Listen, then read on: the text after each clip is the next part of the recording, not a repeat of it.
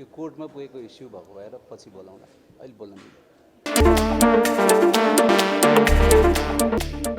गायक प्रमोद खरेल भन्छन् विषय अदालत प्रवेश गरेकाले अहिले केही बोल्दिन।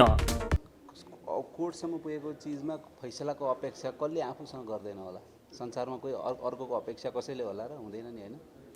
त्यो स्वाभाविक कुरो हो। यो कोर्टको विषय भएको भएर यसरी बोल्न चाहिँ म पछि।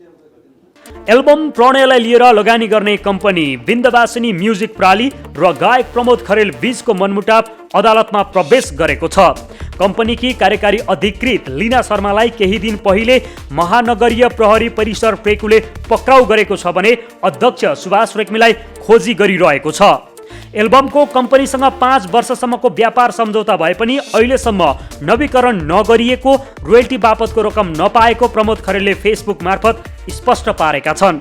पछिल्लो समय त विन्दवासिनी म्युजिकका सुभाष रेग्मीले स्टेजमा समेत प्रणयमा समावेश कुनै पनि गीत गाउन नपाउने जस्ता शर्त राख्दै सामाजिक सञ्जालमा प्रमोद विरुद्ध लेख्दै आएका थिए। अनि क्लियर चाहिँ मेरो फेसबुकको स्ट्याटस हेर्नु होला, त्यति नै हो मैले बोल्ने। प्रतिलिपि अधिकारको विषयमा सम्पूर्ण गायक तथा संगीतकार यति बेला प्रमोदको पक्षमा एक भएर लागेका छन्। अब अदालतले के फैसला गर्ला त्यो भने भोलिको दिनले नै बताउनेछ। अब लागौँ यो जमघटको मूल उद्देश्य के को लागि गरिएको थियो भन्ने प्रश्न पार्नतर्फ। यहाँहरूले अत्याधिक रुचाउनु भएको singing reality so the voice of नेपालको तेस्रो सिजनमा कोच परिवर्तन भएको जानकारी गराउने र कार्यक्रम प्रायोजक बीच टेलिभिजनले सम्झौता पत्रमा हस्ताक्षर गर्ने कार्यक्रमको लागि गरिएको जमघट हो यो।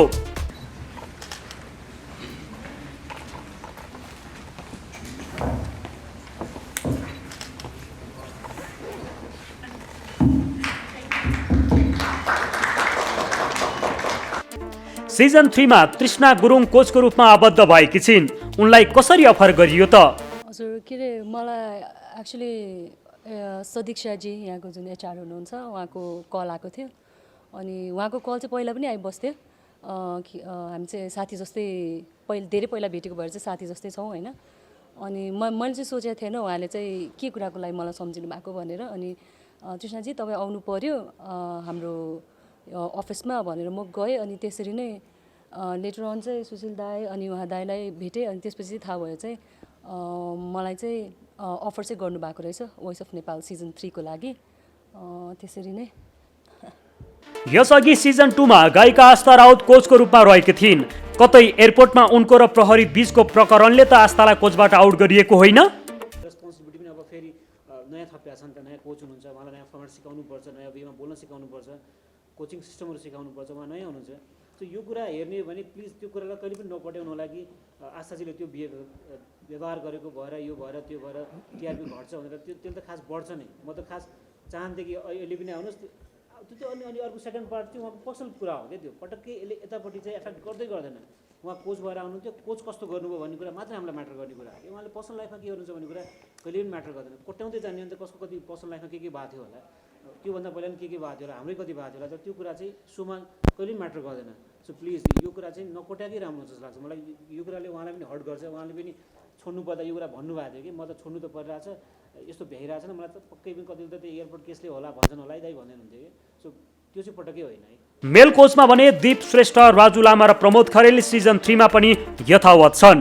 दाइ हुनुहुन्थ्यो होइन, अहिले पनि हुनुहुन्छ। अब भनौँ न प्रमोद, भनौँ न हाम्रो अब मित्र प्रमोद भयो, त्यसपछि आस्था बहिनी हुनुहुन्थ्यो, लगायत हाम्रो सुशीलजी, त्यसपछि अब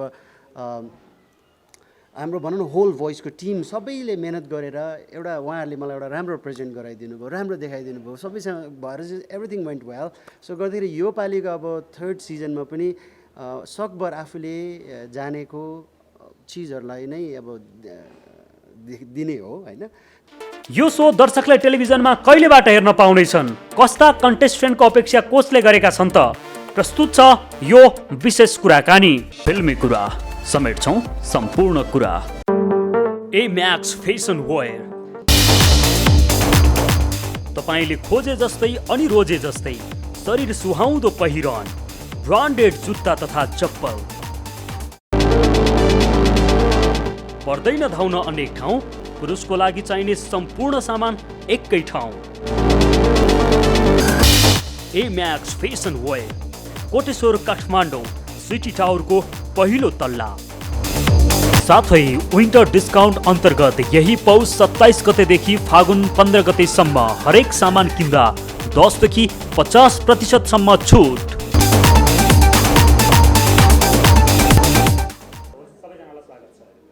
थ्याङ्क यू। सुरुवातमा चाहिँ कोचहरूबाटै अनुभव सुनाउन, नयाँ कोच आउँदाखेरि कस्तो लाग्दो रहेछ, सिजनै पछि नयाँ नयाँसँग सहकार्य कस्तो लाग्दो रहेछ, अलिकति दिप सरबाटै जान्न चाहन्छु। अब यो चाहिँ कस्तो हुन्छ, नयाँ कोच भनेर त अहिले देखिएको मात्रै छ, उहाँले कोच गर्नुभएको छैन। उहाँ नयाँमा त राम्रै देखिनु भएको छ। उहाँसँग पहिला अब काम हुन त मसँग उहाँ चाहिँ लन्डनको रोयल अल्बर्ट हलमा गएर प्रोग्राम गरिसक्नु भएको छ तृष्णा गुरुङले। उहाँको अब आनी बानी त एकदमै भेरी सिम्पल, भेरी क्वाइट मान्छे हुनुहुन्छ। अब यो कोचै भएर काम गरेको चाहिँ गरेकै छैनौँ, त्यसैले त्यो बारेमा प्रश्नै नगर्नु होला, किनभने त्यो गरिसकेपछि बिचमा आएर तपाईँहरूले सोध्नु भएन। हामी त्यसको बारेमा उहाँसँगको अनुभव भन्ने हामीले भन्थ्यौँ। अरू त खासै केही छैन। अब नयाँ सिजन हो, सिजन 3मा नयाँ चाहिँ त्यो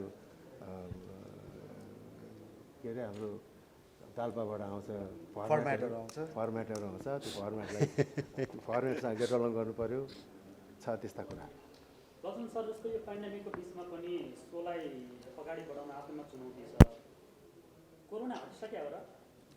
तपाईँहरूको प्रेस मिट हेर्दाखेरि क्यामेरा, अतिथि नै अतिथि, अब मानौँ कि कोरोनै छैन जस्तो देखियो। अब त अडिसन सुरु हुँदा पनि अब साक्षात्कार कन्टेस्टसँग पनि हुन्छ, भनेपछि कोरोना हट्यो हो? यो प्रश्न त तपाईँलाई सोध्नुपर्ने, हजुरले मास लगाउनु भएको छैन, यहाँ पनि मासमा हुनुहुन्न। तर त्यही हो, कोरोना हटेको पटक्कै पनि होइन, तर कोरोनाका बिचमा काम गर्ने बाध्यता पनि हो। यति घरमा बसेर पुग्दैन हामीलाई पनि, त्यो सब चिजलाई हेर्नु पनि पऱ्यो। र अर्को कुरा, तपाईँले बिचको 4 महिना फिल गर्नुभएको थियो होला, एकदमै बढी फ्रस्ट्रेसन, मान्छेलाई हेर्ने चिज पनि केही नहुने, घरबाट निस्किने वातावरण नहुने भन्ने कुरा थियो। र त्यो चिजलाई पनि अलिकति चिर्न सकिन्छ कि भनेर अलिकति ज्यानको माया मारेरै लागि पऱ्यो। तर बिस्तारै दर्शकको साथ पाइयो, सबैको साथ पाइयो, सबैजना खुलेर बाहिर आउन थाल्नुभयो, सोलाई मन पराइदिनु भयो। हाम्रो त्यही हिसाबले कन्टेस्टेन्टदेखि लिएर सबैले सहभागिता जनाइनु भयो। त्यो सबैको ले लागि पर्या भएर कोरोना छैन कि जस्तो महसुस भयो, होइन भने त कोरोना त छ। अहिले पनि न्युज आइरहेको छ, 5-6 जना दिनमा एक्सपायर भएको कुराहरू चाहिँ छ, तर पनि हामी लागि परेका छौँ जे होला भनेर। प्रोटोकल के अपनाउनु भएको छ त? प्रोटोकलको केसमा कन्ट्री वाइज हुन्छ, आफ्नो कन्ट्री अनुसार उहाँले पठाउनु भएको हुन्छ, फलानु कन्ट्रीमा यस्तो छ, फलानु कन्ट्रीमा यस्तो छ भनेर। तर हाम्रो कन्टेक्स्टमा अब भोलिबाट त फिल्म हलमा फिल्म नै लाग्दैछ, कलेज खोलिसकेका छन्, स्कुल खोलिसकेका छन्। सो त्यो कन्टेक्स्टमा हामीले अहिलेको लागि चाहिँ ब्लाइन्ड अडिसन एक किसिमले दर्शक राखेर गर्नुमा अलिकति जस्टिफाई पनि हुन्छ। कति कुरा मान्छेलाई त्यो घोटाला भयो कि भन्ने धेरै प्रश्न उठ्छन् कि, त्यही भएर हामी चाहिँ सकेसम्म अडियन्स राखेरै सो गर्ने प्लानमा छौँ, ताकि त्यो प्रश्नको जवाफ दिनको लागि हामीसँग त्यहाँ 500 जति अडियन्स पनि हुनुभयो, आई विटनेस हुनुभयो भने चाहिँ हाम्रो सहज हुन्छ। सो अहिलेको लागि एक्ज्याक्ट डिफ्रेन्ट प्रोटोकलमा केही पनि गएको छैनौँ। हामी गत वर्ष जसरी गरेका थियौँ त्यही नै गर्छौँ, तर अलिकति सेनिटाइजेसनको कुराहरू भयो, सोसियल डिस्टेन्सको कुरा भयो, खाँदै राख्ने कुराहरूमा अलिकति ग्याप बनाउने कुराहरू भयो, त्यो चाहिँ सर्टेन कुरा हामी फलो गर्छौँ। रिमेनिङ कुरा चाहिँ सेम नै छ हाम्रो। सुशील सर, जस्तो सेकेन्ड सिजनमा नकआउट चरण थपियो, सिजन 3मा केही त्यस्ता फर्मेट परिवर्तन छन् या तयारी नै अवस्थामै हुन्छ तपाईँहरू? होइन, यो नबनाऊ, किनभने दर्शकलाई अलिकति सस्पेन्सै होस्। सिजन 1मा भन्दा सिजन 2मा केही नयाँ आयो होइन, र त्यसै गरी सिजन 2 पछि अब सिजन 3मा के नयाँ छ त्यो त अब सो हेर्दै गइसकेपछि दर्शकले थाहा पाइ नै हाल्नुहुन्छ। डेफिनेटली नयाँ त केही नै छँदैछ। राजु सर, जस्तो बिचमा तपाईँको ग्याप हुँदा दर्शकले, श्रोताले कता बिर्सिए जस्तो, र भोइसमा जोडिए पछाडि फेरि त्यो कुनै समयको माया, प्रेम, स्नेह तपाईँले पाउनुभयो। यो 3rd सिजनलाई कसरी लिनु भएको छ? तपाईँको त्यो उपस्थितिले पनि अब राजु लामाका फ्यानहरू फेरि एकलट सङ्गीतमा झुन्न तयार भयो।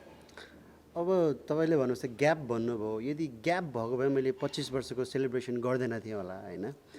त्यसले गर्दाखेरि ग्याप चाहिँ थिएन। अब कस्तो थियो भने पहिला चाहिँ म अब यसरी धेरै बाहिर आउँदैन थिएँ, मिडियामा त्यति धेरै आउँदैन थिएँ, किनभने म आफ्नै रफ्तारमा आफ्नै हिसाबले गरिरहेको थिएँ होइन। तर जब भोइसमा जोइन भयो त्यसपछि अफकोर्स अब पहिला पनि माया गर्नुहुन्थ्यो। अब त्यसमा भनौँ न विशेष गरेर मेरो लागि चाहिँ के भयो भने एउटा उपलब्धि नै भन्छु म। त्यो चाहिँ कस्तो भने तपाईँको जस्तो अब मेरो जेनेरेसनको टाइमको मान्छेले सबैले मलाई चिन्थ्यो, तर पछिल्लो समयको जुन अहिलेको टिनेजर्सहरू भनौँ, अब भाइ बहिनीहरू भनौँ 6-7 वर्षदेखि लिएर 5 वर्षदेखि उँभोको नानी केटाकेटीहरू मेबी राजु लामा भनेर चिन्नु अब मतलब अब सुन्नु भएको थियो होला, गीत सुने होला, तर को मान्छे त, how does he look like, अब के गर्छ कस्तो छ भन्ने थाहा थिएन। तर बिकज अफ भोइस त्यो अझ एउटा त्यो नयाँ यङ्गर जेनेरेसनको एउटा अडियन्ससँग पनि भनौँ न इन्टरेक्ट गर्ने अथवा क्लोज हुने मौका पायो। त्यसले गर्दाखेरि ओभरअल मैले भने नि होल त्यो एक्सपिरियन्स चाहिँ एकदम राम्रो भयो। त्यसको लागि चाहिँ अब यसको लागि भनौँ न श्रेय चाहिँ मेरो मात्र जाँदैन, of course I work hard, but at the same time के भने भनौँ न दिप दाई हुनुहुन्थ्यो होइन, अहिले पनि हुनुहुन्छ, अब भनौँ न प्रमोद भनौँ न हाम्रो अब मित्र प्रमोद भयो, त्यसपछि आस्था बहिनी हुनुहुन्थ्यो, लगायत हाम्रो सुशीलजी, त्यसपछि अब हाम्रो भनौँ न होल भोइसको टिम सबैले मेहनत गरेर एउटा उहाँहरूले मलाई एउटा राम्रो प्रेजेन्ट गराइदिनु भयो, राम्रो देखाइदिनु भयो, सबैसँग भएर चाहिँ एभ्रिथिङ वेन्ट वेल। सो गर्दाखेरि यो पालिको अब 3rd सिजनमा पनि सकभर आफूले जानेको चिजहरूलाई नै अब दिने हो होइन। त्यसले गर्दाखेरि आम एक्साइटेड, अब हेरौँ कस्तो गर्नु सक्छ, यही गर्छु भन्ने त छैन, तर अब सकेसम्म राम्रो गर्ने प्रयास गर्छु र फेरि पनि पहिला जस्तै मन जित्ने आशा गर्छु। कोच राजु हामीसँग जोडिने समयमा चाहिँ हामी मङ्गोलियन हार्ट र यसै गरी राजु लामाको 25 इयर्स सेलिब्रेसनकै क्रममा थियौँ र त्यही चिज पनि अझ जोडिन्छ भनेर पनि हामीले कोच राजुलाई सिजन 2मा ल्यायौँ र यसै गरी सिजन 2मा नै हाम्रो कोच दीपको साङ्गीतिक यात्राको 50 वर्ष पनि हामीले सँगसँगै मनायौँ। यो 50 वर्ष कोच दीपको, 25 वर्ष कोच राजुको मङ्गोलियन हार्ट।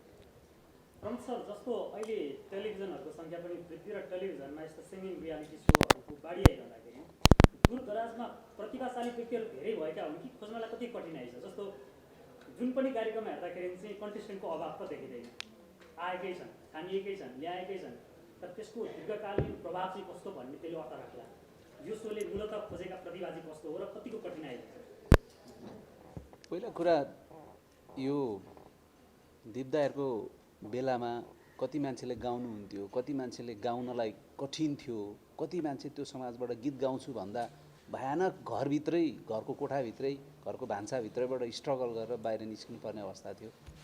आज मान्छेको चेतना, मान्छेमा आएको परिवर्तन, समाजको विकास सँगसँगै गीत सङ्गीत भनेको त यस्तो क्षेत्र रहेछ, यस्तो राम्रो चिज रहेछ, समाजको कल्चर बोक्ने क्षेत्र, एउटा कल्चरलाई नै रिप्रेजेन्ट गर्ने, कल्चर बोक्नु भनेको राष्ट्रलाई नै रिप्रेजेन्ट गर्ने क्षेत्र रहेछ भने मान्छेमा यसरी आउँदै गयो र मेरो पालासम्म अथवा म स्ट्रगल फेजसम्म पनि मैले पनि मेरो घरमा स्ट्रगल गर्नुपर्ने थियो कि म गीत गाउनलाई बाहिर जान्छु भन्दा गीत गाउने र भन्ने मेरोमा पनि प्रश्न चिन्ह थियो।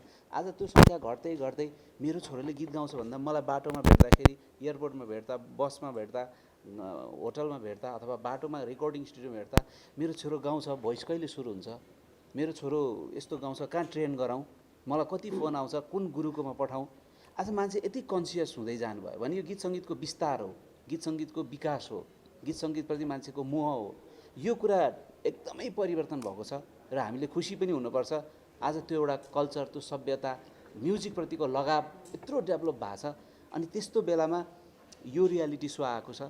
यो रियालिटी सो वर्ल्डमै मैले अघि पनि भने, म धेरै ठाउँ जाँदाखेरि नेपाली नै नबुझ्ने मान्छेहरूले मलाई मसँग फोटो खिच्नुभयो, भोइसको कोच हो भनेर। क्या यो एउटा लोगो नै यति काफी रहेछ बाहिरतिर भनेपछि त्यो खालको लेभल बोकेको सो हामी कहाँ आएको छ। र यो सो चाहिँ स्पेसली हामी फिजिकली कहीँ जान पर्दैन। अहिले गाउँमा मान्छेको हातमा मोबाइल छ, इन्टरनेट छ, त्यही बसी मजाले आफूलाई मन लागेको गीत मजाले बसेर 2 मिनट 1.5 मिनटको कतिको लेन्थ छ त्यो गाएर पठाउन मिल्छ भने कसैको एक्जाम हुन्छ, कसैको बिरामी भएको हुन्छ, त्यो तपाईँ फिजिकल अडिसन लिन धनगढी जानुभयो भने बिरामी भएको छ त एक्जामसम्म दिनै पाउँदैन, तर उसले 1 महिनाको 1.5 महिनाको समय अवधिमा मजाले घरमा बसेर दिन पाउँछ। दूर दराजमा बसेका त्यस्ता खालका प्रतिभाहरू यो सोले चाहिँ ल्याउँछ जस्तो चाहिँ मलाई लाग्छ, ल्याइरहेको पनि छ। सायद अब यो पेन्डेमिक नभएको भए गएका सिजनका उत्कृष्ट 4 अथवा उत्कृष्ट 8 टप कन्टेस्टेन्टहरू अहिले संसारको विभिन्न ठाउँमा रियालिटी सो, सुशील सर हुनुहुन्छ, बुक भइसकेको थियो। धेरै सोहरू क्यान्सल भयो कोरोनाले, यति डिमान्ड भएको थियो उहाँहरूको त्यो ट्यालेन्टको लागि त ठुलो अवसर थियो कि यति धेरै अडियन्ससँग, देश विदेशको अडियन्ससँग झुम्ने, आफ्नो प्रतिभा प्रस्तुत गर्ने। त्यो अवसर गुमेको मात्रै हो पेन्डेमिक, नत्र रिजल्ट देखिसक्थ्यो। मलाई लाग्छ अब सबै कुरा राम्रो भयो भने सिजन 2 सिजन 3 इभन सिजन 1 को ट्यालेन्टहरू पनि यो संसारभर अथवा देश विदेश अथवा विभिन्न ठाउँमा आफ्नो प्रतिभा देखाउन सक्नुहुन्छ। सो यसमा मैले एउटा कुरा थप्छु है त। सो नेपाल आइडलको सिजन 1 गर्दाखेरि नै हामी अडिसनमा निस्केको बेलामा हामीले प्रत्येक स्टोरी बनाउँथ्यौँ कि क्वेसन सोध्थ्यौँ कि तपाईँको बारेमा भन्नुहोस् भन्दा मलाई लाग्छ 30% को चाहिँ रिप्लाई के हुन्थ्यो नि यो क्षेत्रमा आउनलाई मलाई फ्यामिलीको हेल्प छैन, म भागेर आएको, म 2 दिन हिँडेर आएको भन्ने खालको स्टोरी आउँथ्यो। तर क्रमशः चेन्ज हुँदै आउँदाखेरि अहिले हामी प्री अडिसनमा छौँ सिजन 3 को। मैले एकजना मान्छे भेटेको छैन जसले चाहिँ मेरो सङ्गीतको मेरो फ्यामिली अगेन्स्टमा हुनुहुन्छ भनेको। सो मलाई लाग्छ हामीले जति गाली खाए पनि जे गरे पनि आइडलदेखि भोइस आइपुग्दासम्म हामीले दिएको त्यो क्रेजले नै होला अहिले फ्यामिली कन्भर्ट हुनुभएको छ कि म्युजिकलाई लिएर। सो अहिले चाहिँ यो चिज चाहिँ परिवर्तन चाहिँ यो सोजहरूले गरेकै हो भन्ने चाहिँ मलाई लाग्छ है। कृष्णजी तपाईँ कसरी एक्टिभ हो र कसरी अफर आएको थियो ब्याकग्राउन्ड स्टोरी हामीलाई सुनाइदिनुहोस् न। हजुर के अरे मलाई एक्चुली सदिक शाहजी यहाँको जुन एचआर हुनुहुन्छ उहाँको कल आएको थियो अनि उहाँको कल चाहिँ पहिला पनि आइबस्थ्यो। हामी चाहिँ साथी जस्तै धेरै पहिला भेटेको भएर चाहिँ साथी जस्तै छौँ होइन। अनि मैले चाहिँ सोचेको थिएन उहाँले चाहिँ के कुराको लागि मलाई सम्झिनु भएको भनेर। अनि कृष्णजी तपाईँ आउनु पऱ्यो हाम्रो अफिसमा भनेर म गएँ। अनि त्यसरी नै लेटर अन चाहिँ सुशील दाई अनि उहाँ दाईलाई भेटेँ। अनि त्यसपछि थाहा भयो चाहिँ मलाई चाहिँ अफर चाहिँ गर्नुभएको रहेछ भोइस अफ नेपाल सिजन 3 को लागि। त्यसरी नै सुशील सर जस्तो आस्था राउतको प्रहरीसँगको त्यो अभद्र व्यवहार सम्बन्धी प्रकरण आएपछि तपाईँहरूको स्कोपको टिआरपी घट्छ भनेर पनि सिजन 3 मा नगरिरहनुको त्यो कारण हो? होइन त्यो त्यसले त्यति इस्यु गरेन, तर आस्थाको पर्सनल रिजनले नै गर्दा जस्तै मैले भने नि अघि नै सेड्युल व्यस्तता देखाउनु भयो तर यो विशेष कार्यक्रम छैन किन व्यस्त हुनुहुन्छ? होइन, उहाँको म काट्छु है त। टिआरपी नै सोच्यो भने त्यो टिआरपी झन् बढाइदिन्छ हामी झन् ल्याउनु पर्ने खास पटक्कै होइन। त्यसरी प्लिज डिफाइन नगरिदिनु होला उहाँलाई। सम्बन्ध बिग्रिए जस्तो किन नगरिनु भयो भन्दाखेरि पर्टिकुलर यही कारण भन्ने चाहिँ आएन। जस्तो उहाँ आज पनि यहाँ आउँदै हुनुहुन्थ्यो कि उहाँ पोखरा हुनुहुन्छ अहिले कुरा गर्नुभयो भने चाहिँ हामीले यहाँ पनि बोलाएको थियो। सो उहाँलाई बकाइदा ह्यान्डओभर गर्ने ल भ्याउनु भएन ठिकै छ एकचोटि आइदिनु भन्ने कुरा भएको थियो कि। सो सोमा पनि हेर्दै जानु होला सायद कतै तपाईँले आशाजीको प्रेजेन्स भेट्नुहुन्छ पनि होला क्या। अब भित्री कुराहरू आफ्नै हुन्छ। सो उहाँको कति कमिटमेन्ट छ, कति फ्यामिली कमिटमेन्ट छ उहाँको, जुन कुरा तपाईँले सायद इन फ्युचर थाहा पाउनुहुन्छ होला। सो यो उहाँलाई डिसाइड गर्नु अगाडि हामीलाई पनि प्रोडक्सनलाई के हुन्छ भने एउटा टिम बनिसकेको टिमलाई फेरि छोड्नु भनेको तपाईँलाई पनि थाहा छ एउटा उहाँलाई फर्मेट थाहा भइसकेको हुन्छ, दर्शकले मन पराइसकेको हुन्छ। सो हाम्रो रेस्पोन्सिबिलिटी पनि अब फेरि नयाँ थपिया छ नि त, नयाँ कोच हुनुहुन्छ, उहाँलाई नयाँ फर्मेट सिकाउनुपर्छ, नयाँ वेमा बोल्न सिकाउनुपर्छ, कोचिङ सिस्टमहरू सिकाउनुपर्छ, उहाँ नयाँ हुनुहुन्छ। सो यो कुरा हेर्ने हो भने प्लिज त्यो कुरालाई कहिले पनि नपट्याउनु होला कि आशाजीले त्यो व्यवहार गरेको भएर यो भएर त्यो भएर टिआरपी घट्छ भनेर। त्यसले त खास बढ्छ नै। म त खास चाहन्थेँ कि अहिले पनि आउनुहोस् त्यो अनि अर्को सेकेन्ड पार्ट चाहिँ उहाँको पर्सनल कुरा हो क्या। त्यो पटक्कै यसले यतापट्टि चाहिँ एफेक्ट गर्दैन। उहाँ कोच भएर आउनुहुन्थ्यो, कोच कस्तो गर्नुभयो भन्ने कुरा मात्रै हामीलाई म्याटर गर्ने कुरा हो कि उहाँले पर्सनल लाइफमा के गर्नुहुन्छ भन्ने कुरा कहिले पनि म्याटर गर्दैन। कोट्याउँदै जाने भने त कसको कति पर्सनल लाइफमा के भएको थियो होला, त्योभन्दा पहिला पनि के भएको थियो होला, हाम्रै कति भएको थियो होला, तर त्यो कुरा चाहिँ सोमा कहिले पनि म्याटर गर्दैन। सो प्लिज यो कुरा चाहिँ नकोट्याएकै राम्रो हुन्छ जस्तो लाग्छ मलाई। यो कुराले उहाँलाई पनि हर्ट गर्छ। उहाँले पनि छोड्नु पर्दा यो कुरा भन्नुभएको थियो कि म त छोड्नु त परिरहेछ, यस्तो भ्याइरहेछ न मलाई त पक्कै पनि कति त त्यो एयरपोर्ट केसले होला भन्छन् होला है दाइ भन्दै हुन्थ्यो कि। सो त्यो चाहिँ पटक्कै होइन है। फेरि टाइम दिने भनेको जस्तो टेलिभिजनमा हप्ताको 2 दिन मात्रै सो आउँछ होइन। तर अब जबदेखि अब उहाँहरू जोडिनु भयो लगभग 5 महिना एभ्री डे जस्तो कोचहरू बिजी नै हुनुपर्छ, किनभने आफ्नो टिममा भएको सबैलाई उहाँहरूले सिकाउनु पऱ्यो, ट्रेन गराउनु पऱ्यो होइन। सो विथ ब्यान्ड प्र्याक्टिस हुन्छ, उहाँहरूले आफैले भोकलहरू रियाज गराउनुहुन्छ। सो त्यही भएर 6 महिना टाइम दिनु, 5 महिना टाइम दिनु भनेको सजिलो चिज पनि होइन। सो coach Pramod, coach Raju, coach दिपले बुझिसक्नु भएको छ। सो आस्थाले सायद अब उसको पर्सनल घरको के घराइसी कामले गर्दा पनि हुनसक्छ 6 महिना म टाइम दिन नसक्ने भएकोले गर्दाखेरि नै okay will join some other time भन्ने कुरा भयो। जस्तो सिजन 1 र सिजन 2 जितेकाहरूले यसरी नेपाली संस्कृति सङ्गीत क्षेत्रको उत्थानका लागि, संरक्षणका लागि अथवा राम्रो सिर्जना दिनका लागि कतिको सहयोगी भूमिका खेलेको जस्तो लाग्छ? जो तपाईँले छानेर ल्याउनुभयो उनीहरूको अहिलेसम्मको जर्नी हेर्दाखेरि उहाँहरू सफल हुनु भएको छ, उहाँहरूको प्रयासलाई कसरी लिनुहुन्छ? प्रयास त उहाँहरूको प्रयास भनेकै त्यो बेस्ट 4 हुनु नै उहाँहरूको सबभन्दा ठुलो प्रयास हो। र म चाहिँ बेस्ट 4 नै उहाँहरूको जित हो भन्छु। उहाँ त्यसमध्ये एकजना छानिनु मात्रै जित हो भन्दिनँ, किन उहाँहरू 4 जना नै छानेरै आएको हो र छानेर आफ्नो आफ्नो जनरबाट आइरहेको हुन्छ त्यहाँसम्म आउँदाखेरि। लास्टमा अब एकजनाले जित्ने भन्ने कुरा हुन्छ। अब एकजना कोही न कसैले जित्छ। यसमा अलिअलि भोटिङको कुरा पनि छ। तर आफ्टर अल त्यहाँसम्म आइसकेका जति पनि कन्टेस्टेन्टहरू, जति पनि हाम्रो पार्टिसिपेन्टहरू हुन्छ, उहाँहरू चाहिँ दि बेस्ट भएर आइसकेको हुन्छ र उहाँहरूले देशको सङ्गीतको बारेमा बोल्नु पऱ्यो भने, देशको सङ्गीत बुझाउनु पऱ्यो भने ती सबैको बारेमा बोल्न सक्ने र ती सबैलाई प्रस्तुत गर्न सक्ने क्षमता राखिसकेको हुन्छ त्यहाँसम्म आइपुग्दाखेरि। त्यसैले त्यो 4 जना हुनु नै त्यो 4 जनाको जित हो भनेर ठान्छु म चाहिँ। राजु सर, यो रियालिटीमा चाहिँ भोटिङका कारण राम्रोलाई भन्दा हाम्रोलाई प्राथमिकता सुन्नमा आएको, राम्रोलाई प्राथमिकता होइन हाम्रोलाई चाहिँ प्रायोरिटीमा राखेर अथवा च्याप्यो भने जसको हिसाबले के भन्नुहुन्छ, यो भोटिङका कारण पनि कहिलेकाहीँ जजलाई पनि विवादमा तानिदिन्छ? अब यस्तो हेर्नुहोस्, अब हामीले एउटा ट्यालेन्टलाई भनौँ न अगाडि बढाउने हो। अब फिनालीमा आएपछि दाइले भनेपछि अब 4 जना भनौँ टप 4 हुन्छ, टप 4 नै विनर हो। त्यसले गर्दाखेरि अब मैले योलाई भोट गर्नुहोस् त्यसलाई भोट गर्नुहोस् भन्ने कुरा हुँदैन, उहाँहरूको सो इच्छाको कुरा हो हेर्नुहोस् होइन। अब त्यसले गर्दाखेरि हामीले चाहिँ यो टिका टिप्पणी गर्नुभन्दा अब त्यो अब at the end of the day it's audience, उहाँहरूले जसलाई अब भोट गर्नुहुन्छ उहाँले जित्ने हो। त्यसले गर्दाखेरि त्यो चाहिँ अब 100% भनौँ न, जस्तो तपाईँ पनि एज अ अडियन्स हुनुहुन्छ, तपाईँको आफ्नो त्यो विचार हो होइन। त्यसले गर्दाखेरि जस्तो तपाईँलाई चाहिँ होइन, तपाईँ चाहिँ मेरो टिमकोलाई गर्नुपर्छ, मैले कर गर्न सक्दैन अथवा दिपदाको लागि गर्नु हामी कर गर्न सक्दैनौँ। हाम्रो एउटै मात्र गोल के हो भने त्यो 4 वटा ट्यालेन्टलाई माझेर अगाडि पठाउने हो। र अब जसको एउटा अघि भने जस्तो अब at the end of the day एउटा होइन, कहिले उहाँकोले जित्ला मेरोले जित्ला, जसले जित्यो भने एउटाले जित्छ गर्दै, त्यो चाहिँ एउटा लक पनि हो। एउटा चाहिँ अब एउटा अब मेन चाहिँ अब त्यो सबभन्दा ठुलो चाहिँ अब जनताले कसरी छान्ने हो, कसरी भोट गर्नु त्यसमा भर पर्ने कुरा हो। भोइस अफ नेपाल एउटा यस्तो सो हो कि जसले चाहिँ राम्रो सिङ्गरलाई एउटा एक्सपोजर दिन्छ। अब कतिपय सिङ्गर यति राम्रो हुन्छ उहाँहरूले एक्सपोजर पाइरहेको हुँदैन, ट्रेनिङ गर्न पाइरहेको हुँदैन। सो यो 5 महिनाको टाइममा हाम्रो कोचहरूले आफ्नो टिममा लिएर ट्यालेन्टहरूलाई ट्रेन गर्नुहुन्छ, कुन ठाउँमा कसरी पर्फर्म गर्ने, कसरी गीत गाउने, धेरै चिजहरू सिकाउनुहुन्छ। र कुनै चिजको सुरुवात भएपछि त्यसको अन्त हुनुपर्ने गर्दा मात्रै एकजना विनर छानेर सोको एन्डिङ गर्ने हो। तर त्यो बिचमा हाम्रो लागि जति पनि राम्रो ट्यालेन्ट आउनुहुन्छ, जसले चाहिँ लाग्छ कि भोइस अफ नेपालमा आएर मैले धेरै कुरा उपलब्धि गरेको छु भन्नुहुन्छ र सिक्नुहुन्छ, आफ्नो गीतहरू निकाल्नुहुन्छ, उहाँहरू सबै नै हाम्रो लागि विनर नै हो। लक्ष्मण सर जस्तो आज सम्झौता पत्र हस्ताक्षर भएको सर्टहरूसँग कार्यक्रम चाहिँ टेलिभिजनमा ठ्याक्कै दर्शकले कहिलेबाट हेर्नु? ठ्याक्कै दिन भन्नुभन्दा पनि हामी जस्ट प्री ब्लाइन्ड अडिसन सकाएको छौँ। सो अबको 10-15 दिनमा हामी ब्लाइन्ड अडिसनको रेकर्ड गर्छौँ। त्यसपछि हामीलाई 1 महिनाको त्यो एडिटिङ टाइम लाग्छ। भनेको अबको 1.5 महिना जस्तोमा यो टेलिभिजनमा आउँछ।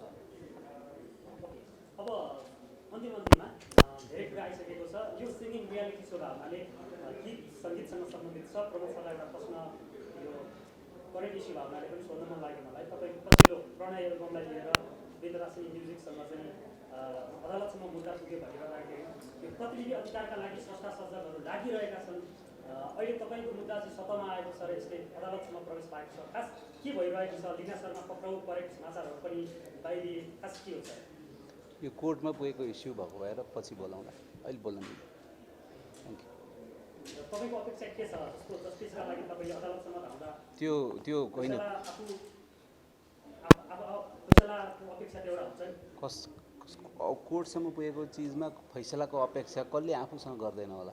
संसारमा कोही अर्कोको अपेक्षा कसैले होला र हुँदैन नि होइन। त्यो स्वाभाविक कुरो हो। यो कोर्टको विषय भएको भएर यसरी बोल्न चाहिँ म पछि होइन। क्लियर चाहिँ मेरो फेसबुकको स्ट्याटस हेर्नु होला, त्यति नै हो मैले बोल्ने। त्यही प्रोफेसर त्यसमा माग चाहिँ के हो? खास विन्दवासिनी म्युजिकसँग मेरो स्ट्याटसमा जे छ त्यही हो, त्यति नै।